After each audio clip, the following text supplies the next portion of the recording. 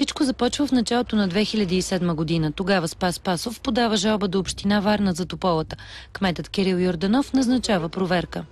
Получих протокол, че с становище на експерти, че Тополата наистина е опасна, че трябва да бъде премахната, че е женска, че е 30 годишна. Всички характеристики бяха на лице и съответно заповед на кмета Тополата да бъде премахната. От тук нататък тръгва безкрайното прехвърляне на проблема между институциите.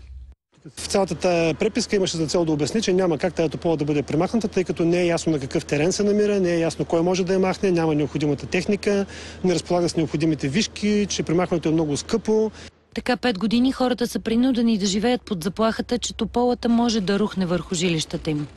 Доста вредна, пречи и от мъха, който изпуска, плюс това клоните в прозорците на кооперацията ударят и се щупат, дори на съседа бяха щупени стъклата, подменяха ги. В крайна сметка на живущите край дървото им омръзва да чакат и взимат нещата в свои ръце. Плащат за собствени средства на частна фирма, която за половин ден успя да премахне тополата.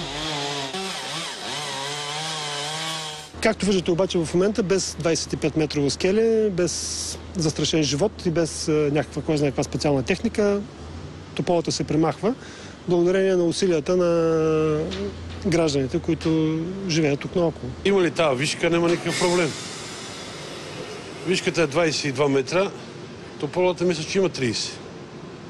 Но има си челъмер, където трябва да се сваля лека по лека. Този случай е просто илюстрация на всичко, което става в държавата. Когато някой не иска да свърши работата, оправдание винаги се намира. Това е старо правило. От общината отказаха коментар. Не отговориха и на въпроса ни защо е нужно варненци да изземат функциите на местната администрация при решаването на проблеми от обществен характер.